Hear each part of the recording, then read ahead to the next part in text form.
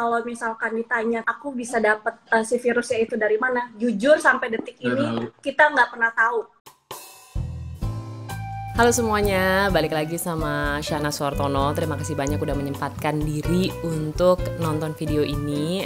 Mungkin di tengah-tengah work from home-nya atau study from home-nya. Semoga semuanya dalam keadaan sehat, masih dalam keadaan semangat. Dan yang kita butuhkan saat ini adalah positivity, karena too much negativity sudah terjadi di dunia. Apa yang mau gue bicarakan? Yang gue bicarakan adalah yang sudah menyebabkan krisis global, yaitu wabah COVID-19. Jadi saat ini statusnya WHO sudah mengerahkan banyak negara dan banyak lembaga medis untuk mempercepat pembuatan vaksin ini, karena kita tahu bahwa sebelumnya dikatakan akan memakan sekitar 18 bulan dari uji klinis sampai dengan vaksin ini bisa diakses semua masyarakat. Tapi saat ini dengan kondisi yang begitu mengenaskan, karena sudah memakan lebih dari 200.000 jiwa di seluruh dunia, maka WHO terus mengerahkan supaya vaksin bisa diproduksi lebih cepat. Dan kita juga berharap bahwa hal ini bisa terjadi, karena ini adalah doa paling besar saat ini. Karena sudah semakin lama kita tidak hidup normal, begitu banyak perubahan yang terjadi di hidup kita. Dan gue yakin juga yang nonton ini merasakan hal yang sama. Mudah-mudahan kalian semua tetap stay strong. Dan jika kalian juga orang yang mencari berita mengenai COVID-19, maka gue mengacungkan 2 jempol. Kalian menjadi satu dari antara 1 juta orang yang juga sudah turut untuk mencegah penyebaran dari COVID-19 ini. Dan kembali lagi ke penyakitnya, gue sempat ngobrol sama salah satu teman gue yang sudah dinyatakan negatif dari COVID-19, puji Tuhan. Dia sempat dikatakan positif dan menjalani perawatan cukup lama, sempat dirawat di rumah sakit dan kemudian dipindah ke Wisma Atlet, dan saat ini sudah dinyatakan negatif dan dia sudah kembali pulang ke rumah bersama dengan suaminya. Dia adalah Andrea Dian Bimo. Dan kemarin gue sempat ngobrol-ngobrol sama Andrea dan juga sama Bimo. Ini dia obrolannya. Kalau untuk kronologisnya, jadi waktu itu Andrea sempat demam ringan. Terus habis itu dibawa ke rumah sakit, dicek, ternyata aku gejala demam berdarah. Nah, dirawat 1 hari, itu aku langsung sembuh, panasnya udah hilang total. Sampai akhirnya karena kasus virus ini lagi gempar-gemparnya, akhirnya aku kayak gimana kalau misalkan kita periksa dulu, takutnya kalau misalkan ada apa-apa atau mengarah ke COVID-19, bersedia atau enggak ya. Berhubung aku ngerasa aku udah sehat, ngerasa nggak ada apa, ya aku jalanin aja. Karena at that time COVID baru lagi hot-hotnya, orang yang baru pertama kali kena COVID itu lagi rame-rame dibahas. Dan semua rumah sakit masuk swasta menerapkan peraturan baru kayak SOP-nya gitu loh, Nes. Jadi ada SOP baru, kalau sesuatu terjadi sama paru-paru lu mesti lakuin swab. Nah, at that moment, gue sama Andrea tahu banget kan, bini gue gak pernah keluar rumah, kerjanya olahraga, makanya bersih. Mau di swab 10 kali. Olahraganya aja di rumah. Makanya, pas gue bilang swab aja, swab gak akan mungkin positif lah. Ternyata aku positif. Ternyata dia positif. Nah, waktu itu kalian tuh kagetnya kayak gimana sih? Aku penasaran banget gitu, karena orang paling lo sayang, Bim, terus tiba-tiba lo tahu kalau terinfeksi penyakit yang memang saat ini baru banget dan semua orang pasti takut banget gitu sama penyakit ini. Waktu itu gimana kalian menanggapinya? Gimana ya? Gua waktu itu di tanggal 15 tuh Andrea swab, keluar hasil di tanggal 18 saya. 18 malam keluar hasil swabnya. Itu 18 sore itu dapat bocoran kita. Maksudnya nanya-nanya gitu kan. Tanya dokternya dong positif atau enggak sih? Andrea tuh ngomong, sayang kayak positif deh. Itu dalam hati kecil gue kayak, enggak nih, nggak mungkin. Itu gue denial, nggak mungkin. Ini pasti salah nih. Pasti ada yang salah sama datanya, bisa Andrea bisa positif. Ternyata tanggal 18 malam, jam 8 dikabarin sama dokternya langsung kayak ngomong face to face ke Andrea gitu. Dia telepon lagi ke gue, sayang aku fix positif COVID, dan itu kondisinya Andrea sudah diisolasi di salah satu rumah sakit swasta. Gimana ya? Karena sehebat-hebatnya lo, ketika lo menghadapi sesuatu yang belum pernah lo hadapin dalam hidup lo masih akan takut, lo kalut, dan lo bingung. Karena gue sama Andrea termasuk orang yang well prepared. Kita segala sesuatunya pasti punya plan. Walaupun gue kayaknya urakan gitu kan, tapi sebenarnya kita segala sesuatu detail dan planning banget. Kalau sampai sakit A, berarti kita planningnya adalah bla bla bla and bla. Tapi ketika kita ngadepin COVID, lo nggak punya plan. Nggak punya plan, orang kita juga nggak tahu itu obatnya belum ketemu sampai detik ini, gimana kita punya plan? Obatnya belum ada, terus gue nggak tahu mesti sharing sama siapa, dan gue nggak tahu saat itu sharing atau enggak, cerita atau enggak nih orang-orang. Karena lo kayak ngerasa serba salah gitu takutnya ya. Iya. Kalau gue cerita sama nyokap gue panik tiba-tiba datang dari Bandung ke sini dan gue ternyata positif malah nularin dia, itu bakal jadi aneh lagi. Kalau gue spread ke sosial media, apakah tetangga-tetangga gue akan terima? Gue nggak tahu. Jadi kayak gimana ya caranya? Tapi itu ya di situlah gue sama Andrea kita mikir panjang. Kita mikir panjang dan kita tahu bahwa oh iya deh, semuanya kita harus kembali sama Tuhan dan kita harus berserah. Itu sih, karena berserah dan pasrah itu another level sih. Bener, ketika lu ngerasa kayak lu bisa ngelewatin semuanya sendiri, ternyata lu punya sesuatu yang nggak pernah lu pikirin di kepala lu, kayak hah, COVID, Andrea, gue, keluarga gue nih. Tapi ternyata sekali ada kayak sentilan sama gue sama Andrea, oh jadi gue kan, kita berdua kan punya Tuhan ya. Iya. Dan it's okay sebenarnya, lo bisa ngelewatin sebenarnya. Cuma karena ketidaktahuan itu kan yang pastinya berat gitu buat kalian. Nah waktu itu berarti gue gak akan bohong, gue jujur gue nangis, Andrea juga nangis. Tapi bukan nangis karena virusnya Nes ya. Karena apa? Bukan nangis karena penyakitnya Andrea kayak gue COVID, itu bukan. Tapi karena kita berdua nggak tahu mau ngapain dan kita berdua jauhin. Iya, dijauhin dan jujur ya, pada saat itu pas gue nangis juga kayak ini beneran akan sembuh atau enggak, atau segala macam banyak pikiran di kepala tuh banyak banget Nes. Karena kan emang jujur kita belum tahu virus ini kayak gimana gitu. Karena ketakutannya itu, makanya dari sekarang gue sama Andrea selalu bilang jangan takut tapi waspada. Jangan takut, once lu takut hilang kepandaian lu selama lu belajar baca tuh gone. Gue ngapain nih? Gak punya akal sehat lah. Karena panik kan pasti. Berarti total berapa lama di rumah sakit dan di dalam perawatan? Pokoknya total selama perawatan itu sampai akhirnya gue keluar sekitar 3 minggu. 3 minggu. Nah itu gue boleh ceritain nggak kondisinya gimana, dan waktu itu awal lo masuk di Minto Harjo ya kalau nggak salah ya? Oke, jadi kalau waktu pertama kali gue dipindahin kan dari rumah sakit swasta dan akhirnya gue masuk ke rumah sakit rujukan RSAL Minto Harjo, di sana keadaan gue udah sehat, udah kayak orang normal, udah bisa kayak aktivitas seperti biasa. Ya udah nggak ada gejala Nes? Gue tuh udah nggak ada gejala sama sekali, udah nggak ada batuk, udah nggak ada sesak nafas. Gue nggak ngalamin gejala-gejala yang seperti orang bilang gejala COVID, itu gue sama sekali nggak ada. Gitu.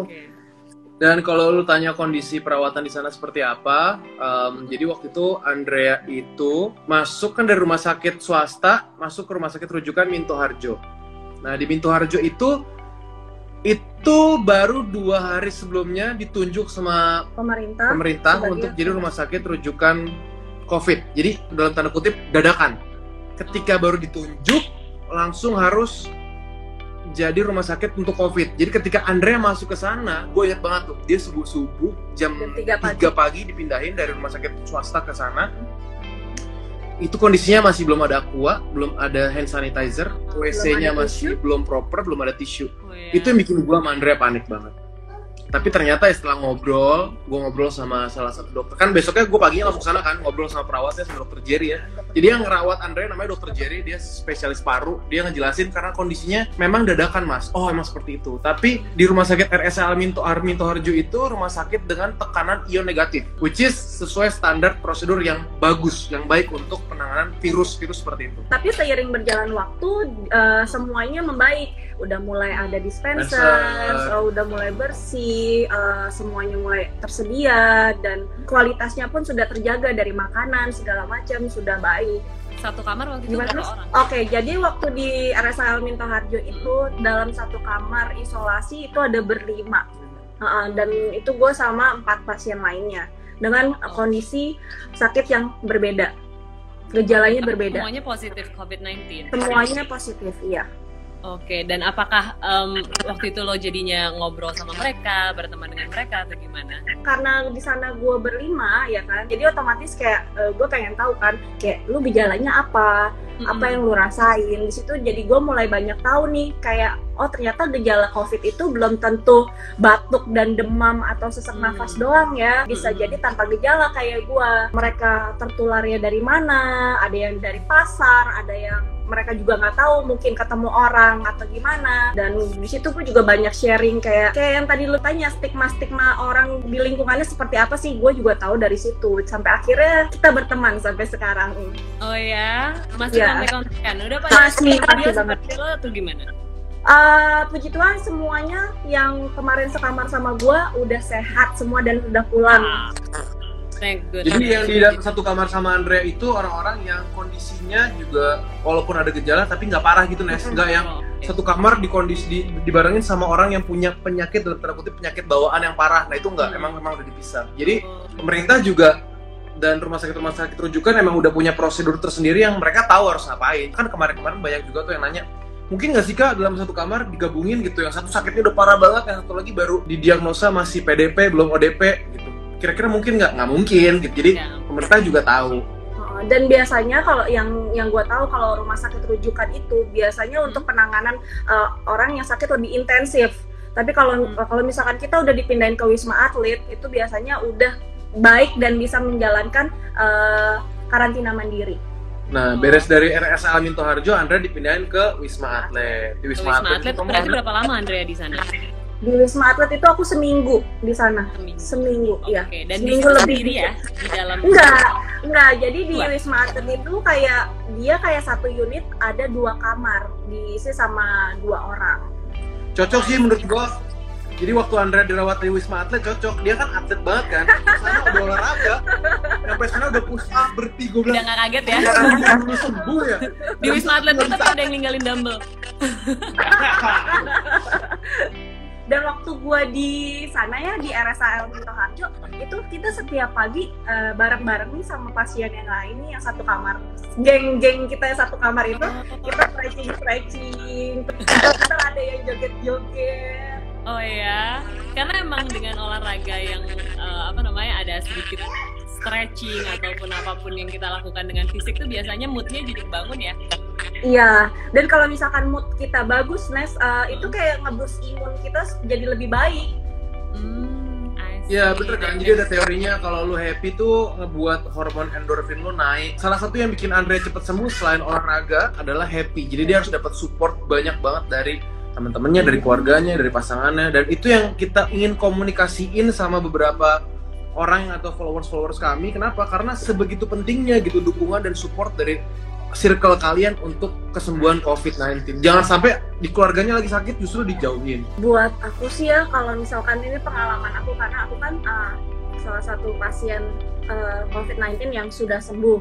Puji Tuhan, sejauh ini aku nggak ada kayak tanggapan negatif tentang aku. Tapi pengalaman aku pas lagi aku dirawat di sana, aku kan di sana itu sama 4 orang pasien lainnya kan. Aku dengar kayak cerita-cerita mereka.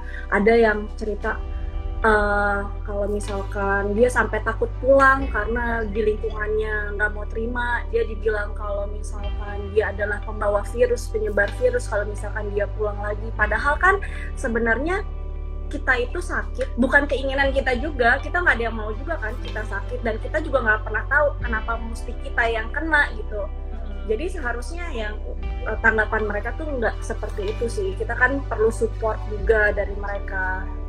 Jadi yang sangat disayangkan selain dari pasien aja, tapi itu juga ngaruh ke tenaga medisnya. Bahkan tenaga medisnya sampai ada yang bilang, tolong bantu kami dong, tolong bantu support kami di sosial media kalian juga. Walaupun sebenarnya tanpa mereka minta bantuan pun kami akan sangat membantu gitu kan. Tapi ada di antara mereka yang kenapa sih emang keresahan dari teman-teman tenaga medis itu apa? Banyak, kami nggak bisa pulang, kami dijudge sebagai orang-orang yang identik justru sebagai penyebar virus paling parah gitu. Justru menurut gua mereka-mereka itu yang pertama kali harus dikasih kredit lebih. Jadi ya apa yang bisa kita lakukan sekarang di sosial media sekarang sebisa mungkin kami berdua tuh ngasih edukasi, ngasih info-info yang valid, gimana cara supaya kita bisa tanggap dan juga waspada terhadap corona, tapi bukan takut. Karena kalau udah takut, jadinya paranoid, jadinya bikin stigma yang salah, orang jadi takut sama pasiennya, orang takut sama orang yang sudah sembuh, dan orang akan takut sama tenaga medis yang ngerawat orang-orang kena COVID, itu jadi salah semua. Iya, dan yang aku tahu ya, kemarin aku kan sempat tanya-tanya, sharing juga sama tim medis di Wisma Atlet. Aku nanya kan, sebenarnya kenapa sih kalau kalian itu sampai ditakutin sama masyarakat, apa yang ada di pikiran mereka? Oh, mungkin karena kita ngerawat orang sakit COVID-19, terus kita bisa bawa virus. Tapi sebenarnya yang sudah mereka lakukan itu di dalam rumah sakit pada saat mereka mau keluar, yaitu mereka karantina dulu. Selama 14 hari baru mereka boleh keluar, dan pada saat dia selesai tugas dia itu kayak disemprot disinfektan, mandi lagi. Jadi ada prosedurnya yang sesuai gitu supaya dia tidak membawa virus keluar. Tapi jadi inti dari pembicaraan kami adalah sebisa mungkin kita nih, terutama kayak gue, Andrea, lo gitu, Nes, dan semua teman-teman yang jadi orang-orang yang mempunyai influence yang bagus di sosial media, sebisa mungkin kita kasih informasi ke masyarakat, karena mungkin banyak juga di teman-teman kita yang belum paham betul gimana cara menanggulangi problem COVID-19 gitu. Virusnya akan seperti apa, penyebarannya akan kayak gimana, terus cara untuk menghargai tenaga medis seperti apa. Nah, itu harus kita spread terus di sosial media kita masing-masing dengan cara kita masing-masing.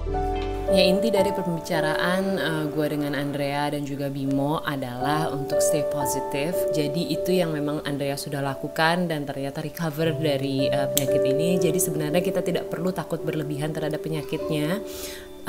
Kita perlu memberikan semangat yang luar biasa kepada orang yang memang sudah dinyatakan positif corona, baik itu orang yang positif 100%, orang yang dalam pemantauan dan pasien dalam pemantauan. Jadi intinya tidak perlu sama sekali kita memberikan judgement yang berlebihan, karena yang paling susah di dalam